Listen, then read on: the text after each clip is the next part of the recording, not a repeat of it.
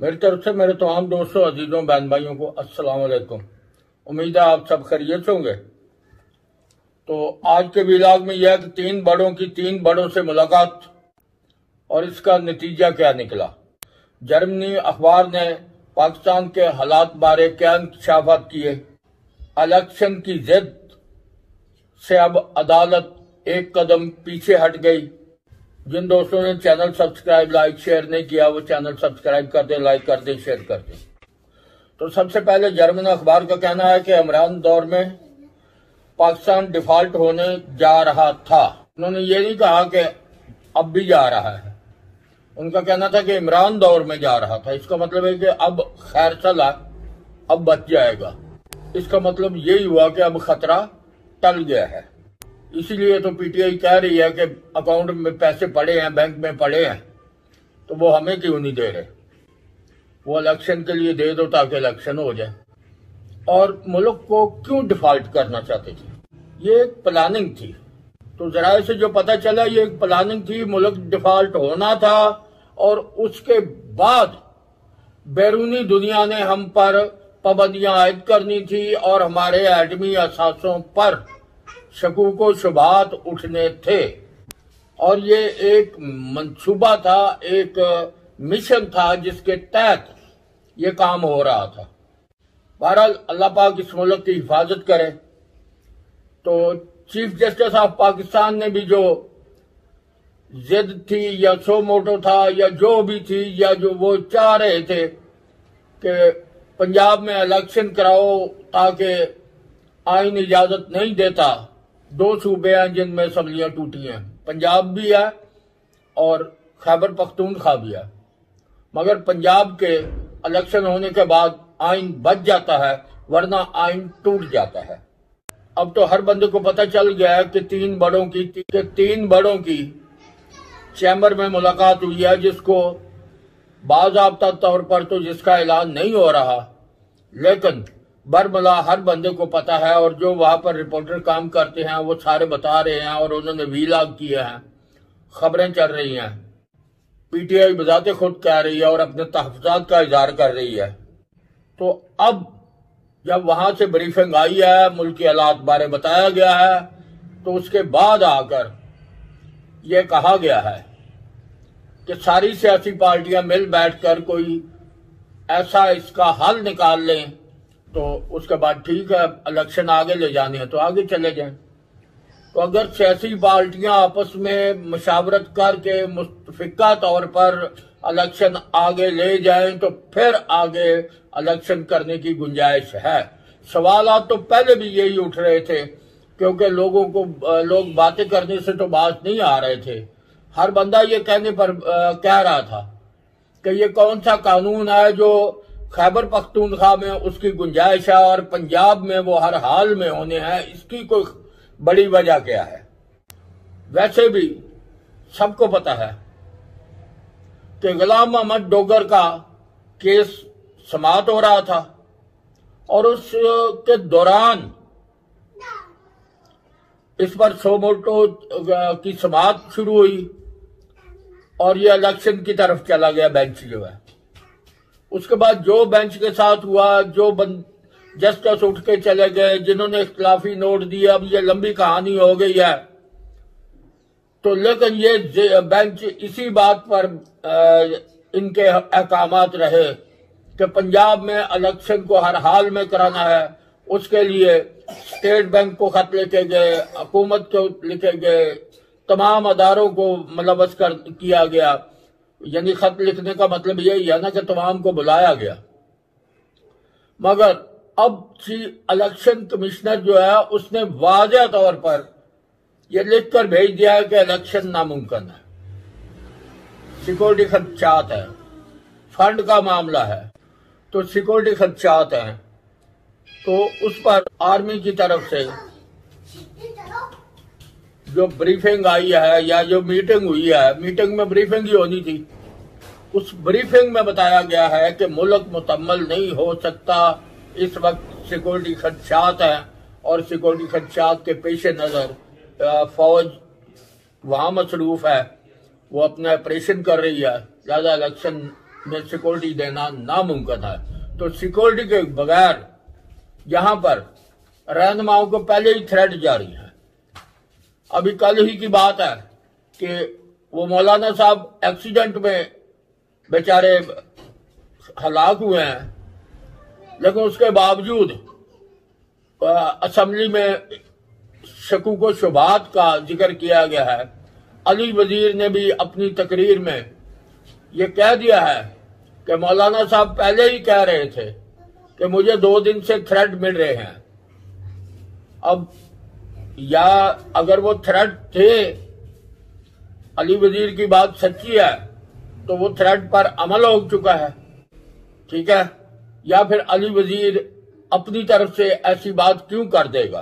तो बाहर का यहां हमारे MNA महफूज नहीं है, यहां पर बेनजीर महफूज ना रही, यहां पर बकौल इमरान खान के उस पर भी हमला हो गया, और इसीलिए तो अब वो देखा नहीं, वो टोकरी सी पहन के बाहर निकलते। अगर थ्रेट नहीं है, खतरा नहीं है, तो ये टोकरियां क्यों।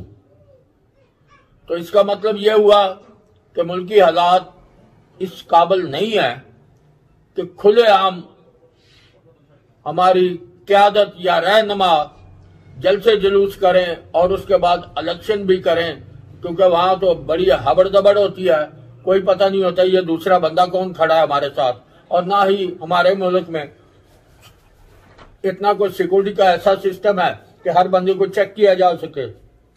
और जहां इज्तिमा होगा वहां मुल्क दुश्मन अनासर या जिन्होंने को टारगेट पूरा करना है वो तो आ ही सकते हैं।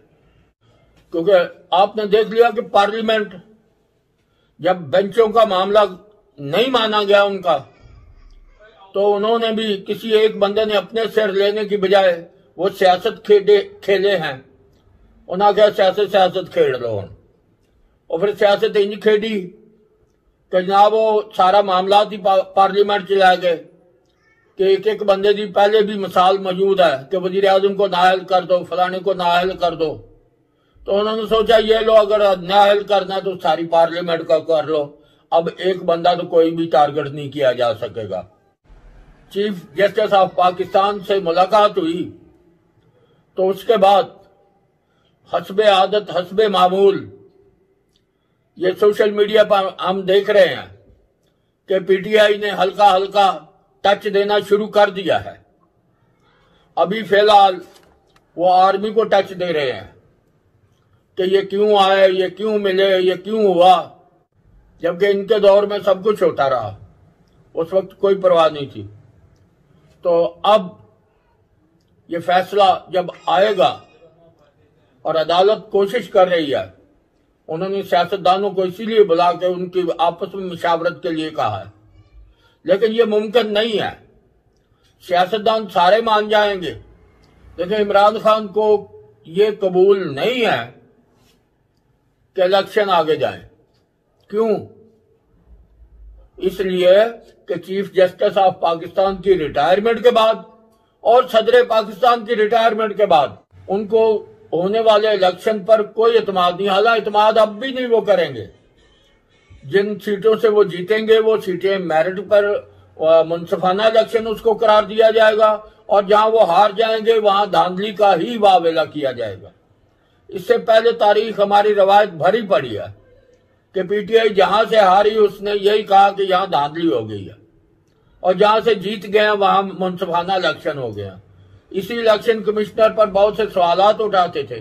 जब वो 7, 8, 9 सीटें जीत गए हैं उसके बाद फिर नहीं बोले, और उनकी मेहरबानी है क्योंकि शाह महमूद कुरैशी वाली सीट अगर हारी गया तो उन्हें शाह महमूद कुरैशी की सीट हारने पर इतना नहीं पछतावा नहीं था, इसलिए उन्होंने उसको जेर बहस ही नहीं लाए, वरना वो अपनी कोई सीट हार जाते।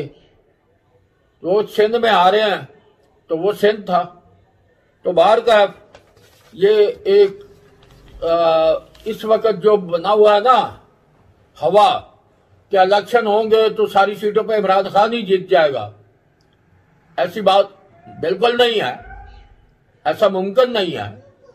क्योंकि इस बार ये सियासतदान भी उसी तरह हिस्सा लेंगे जिस तरह इमरान खान लेगा। उसके अलावा नवाज शरीफ भी इलेक्शन कंटेस्ट करेगा आगे, वो भी इलेक्शन में हिस्सा लेगा। मरियम नवाज भी अपना किरदार अदा करेंगी। तो यहां पर ये कोई बात नहीं है कि जी किसी का वोट बैंक, या वोट बैंक बहुत बहुत ज्यादा हुए लोगों के और खत्म भी हो गए हैं। किसी दौर में पीपल्स पार्टी की और कहने को बोल दी सी जुल्फकार अली भुट्टो दी, फिर मामला आस्ता आस्ता किस तरफ गया। उसके बाद बेनजीर भुट्टो आई, उन्होंने जो जलसा यादगार में किया वो एक मिसाली जलसा था। उससे बड़ा जलसा अभी तक तारीख में किसी ने उसको क्रॉस नहीं किया। जितना मर्जी शोर शराबा करें, जो मर्जी करें, वीडियो को डबल डबल करके फेसबुक पर दिखाएं, लेकिन हकीकत यह है कि बेनजीर के जलसे को आज तक कोई बंदा नहीं पहुंच सका। तो इसलिए ये ऊंच नीच होती रहती है। ये पाकिस्तान में कोई इतना मुश्किल नहीं है।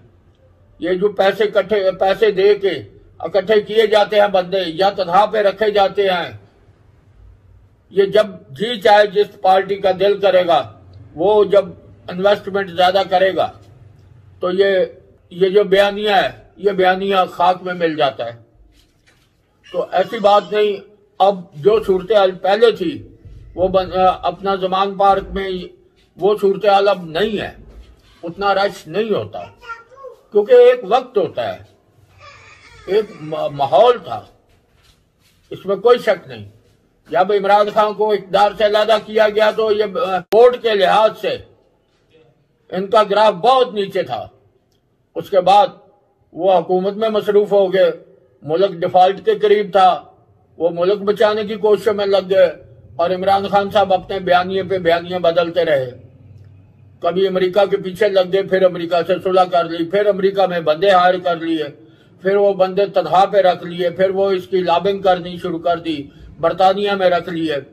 तो इस तरह चलते चलाते जो है, क्योंकि सिंगल एंड सिर्फ इमरान खान ही मैदान में था, इसके मुकाबले में अगर थी तो मरियम नवाज थी, वो भी काफी दिनों के बाद बरतानिया अपना लंदन से तशरीफ लाई थी। तो कहने का मकसद यह है कि खुला मैदान था, ये अपनी तकरीरें की जलसे करते रहे हैं। और उन जलसों में इस अवाम की, मैं तो पहले कह रहा हूं ना कि ये अवाम कल को कोई और पार्टी इनके ज्यादा नखरे उठाने लग जाएगी तो ये एकदम उधर चले जाएंगे। हम एक मिनट में भूल जाते हैं। हमारी तारीख बड़ी बड़ी है, आप चेक कर लें। हमने भुट्टो को छोड़ दिया, जिसके लिए मतलब मैं ये नहीं कहूंगा सब दोस्तों को, मतलब सारे नाराज ना हो मेरी बात से। छोड़ने से मुराद ये नहीं है कि अवाम उस वक्त छोड़ गई थी, वो सिर्फ ये हुआ था कि उनकी बेबसी ये थी, उनके साथ सख्ती इतनी की गई, उनके लिए शाही किले खोले गए, उनको कोड़े मारे गए, फिर भी जियालों ने खुद को आग लगाई, उनके नाखून निकाले गए अपना शाही किले में, तशद्दुद किया गया, तो फिर भी लोगों ने बर्दाश्त किया है। ये जियालों की तारीफ है कि जियाले, उनकी तारीफ गवाह है कि उन्होंने कुर्बानियां दी हैं। तो आज भी जहां जियालों की नंबर आ जाता है तो वो बिल्कुल नहीं भागते। और यही इमरान खान को ज्यादा फायदा मिला है कि पंजाब में पीपल्स पार्टी जब खत्म हो गई तो वो वोटर इसी तरह फिर घूम रहा था। तो उनके लिए, क्योंकि वो नून लीग के साथ तो उसने जाना नहीं था, एंटी नून लीग लोग थे, तो पीपल्स पार्टी वैसे स्क्रीन से गायब थी। तो उन लोगों ने पीटीआई आई तो शुक्र किया, वो पीटीआई में शामिल हो गए। और ज्यादातर वही लोग हैं जिनके पास कुछ भी नहीं था। और कुछ नाराज लोग होते हैं जो पार्टियों से नाराज होते हैं, वो भी एक नई तरफ से मत की तरफ चल पड़ते हैं। तो बहरहाल वोट बैंक कुछ तो उस वक्त की एस्टेब्लिशमेंट ने इनका साथ दिया था, और कुछ वो नाराज लोग या कह लें जिनके सामने कोई पार्टी नहीं थी, वो भी बखुशी इधर आ गए। तो अब चूंकि पीपल्स पार्टी एक्टिव हो चुकी है, अब वो दोबारा अपने वोटरों को या अपने बंदों के साथ राब्ते करेगी और राब्ते करने के बाद वो इलेक्शन में हिस्सा लेने जा रहे हैं, तो अब उतना खुला मैदान नहीं मिलेगा।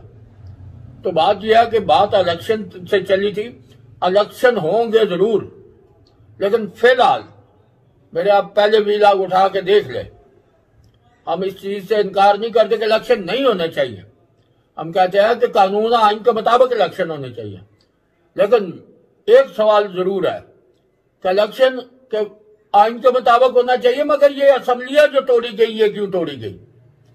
एक चलता हंसता खेलता मुल्क जैसा भी था, बेशक लूट रहे थे लोग, लेकिन असेंबलियां तोड़ने का कोई माहौल नहीं बना था। लेकिन इमरान खान के हुक्म पर अब तो ये आम हो गया ना, ये सोशल मीडिया पे देख रहे हैं कि साबका चीफ जस्टिस ने वादा किया हुआ था कि आप असेंबलियां तोड़ें, आपको ये पंजाब की दोबारा हुकूमत दिला देंगे ताकि कौमी असेंबली में अगले इलेक्शन में आपको फायदा मिल सके। तो मकसद ये है, इस किस्म के वादे मुआदों ने, जबकि परवेज इलाही उस वक्त पिटदा रहा कि असेंबलियां ना तोड़ो, असेंबलियां ना तोड़ो, मगर इमरान खान का ख्याल था कि मुझे जो तसल्ली, जो मेरे साथ वादा हुआ है या जो मैं आगे मैदान चल रहा है, जो सिस्टम है, मैं इलेक्शन करा ही लेने ने। तो इन्होंने सबको तहस नहस किया, हालांकि इस पंजाब से बहुत ज्यादा मफादात ले रहे थे, पंजाब को लूट भी रहे थे और यहाँ की सिक्योरिटी भी इस्तेमाल कर रहे थे, और वहां से सिक्योरिटी दूसरे सूबों से मंगवा कर उनको तहफ़्फ़ुज़ भी दे रहे थे, और ये सिर्फ इसलिए हो रहा था कि हुकूमत उनकी थी। तो उसको भी उन्होंने तोड़ दिया और शौक पूरा किया सिर्फ। तो कहने का मकसद यह है कि इमरान खान को यह सोचना चाहिए था कि वो अकेला सियासत के मैदान में नहीं है, दूसरे भी सियासत करने आए हैं, वो बांटे खेडन नहीं आए, उन्होंने भी सियासत करनी है, उन्होंने भी अपने पैंतरे खेलने हैं, वो भी हुकूमत में है इस वक्त, वो भी अपने मामला चलाएंगे। तो आखिर बेल आखिर वही बात हुई, ठीक है। फवाद चौधरी ने भी कह दिया है कि अगर हमें पता होता इलेक्शन नहीं होने, हम असेंबलियां ना तोड़ते, जबकि उस वक्त परवेज इलाही ने कहा था, एक वो लफ्ज मैं नहीं बोलता, उसने कहा था ये अगर 4 दिन पहले चला जाता असेंबलियां तो बच जाती। तो ये वो लोग हैं जो अपना यू टर्न ले लेते हैं। तो बात यह है, अभी अभी इनको समझ आएगी कि सियासत क्या है। तो बहरहाल इस मुल्क के लिए दुआ किया करें, इनकी साजिशों को छोड़ें। ये सिर्फ मुल्क में अफरा तफरी चाहते हैं, मुल्क में महंगाई चाहते हैं, अपनी अपनी सियासत कर रहे हैं। अब इस वक्त पीटीआई का मिशन जो है वो ये है कि हुकूमत को टफ टाइम दो, ये अवाम को रिलीफ ना दे सके, ताकि वोट बैंक जो नाराज वोटर है, जो नाराज वोटर है, जो महंगाई और इंतजामी मामला से तंग आएगी, वो वोट बहरहाल उनको पता है हमें मिलेगा, इसलिए वो हुकूमत को परेशान करना चाहते हैं कि ये परेशान रहे। ठीक है, वो ही है जो कहते थे डिफॉल्ट कर रहा है जी पाकिस्तान, डिफॉल्ट हो जाएगा, डिफॉल्ट हो जाएगा, और अब कहते हैं नहीं जी देखो स्टेट बैंक में पैसे पड़े और हमें 21 अरब नहीं दे रहे। तो बात यह है, यह हमें समझ लेना चाहिए कि ये इस हुकूमत का सारा चक्कर हुकूमत का है कि हुकूमत लेनी है। किसी गरीब आदमी का किसी को कोई दुख कोई दर्द नहीं है। अब भी देख लें, जो शर्त रखी है उन्होंने डायलॉग की, सबसे पहले उन्होंने अपने मुकदमात की बात की है कि मेरे मुकदमात खत्म करो। वर्कर भी उनके जेल में है, उनके रहनुमा भी कुछ जेल में है, कुछ मुकदमों में है, किसी की बात नहीं की। तो भाई पता यह है, चलता है बातों से, ये बहुत ज्यादा खुदगर्ज इंसान है। ये सिर्फ अपनी अनापरस्ती के लिए, अपनी जात के लिए हर चीज तहस नहस कर देता है। इसके पिछले साथी देख लो, जो जिनको इसने इस्तेमाल किया टिश्यू पेपर की तरह फेंक दिया। तो बाहर कैफ अल्लाह ताला इस मुल्क पर अपना फजलो करम करे। इजाजत दें, खुदा हाफिज, पाकिस्तान जिंदाबाद। और इस मुल्क के लिए दुआ किया करें। छोड़ो पार्टी शार्टियां आनी जानी चीज है। कल तक पीपल्स पार्टी का जोर था, उससे पहले अयूब खान का जोर था, उससे पहले आप सिकंदर मिर्जा को देख ले, उससे पहले क्या क्या नहीं होता रहा इस मुल्क में, वो सब चले गए हैं, मुल्क उधर ही है। तो मकसद यह है, इस मुल्क को रहना चाहिए जहां हमारी आने वाली नस्लें जो है उन्होंने गुजारा करना है।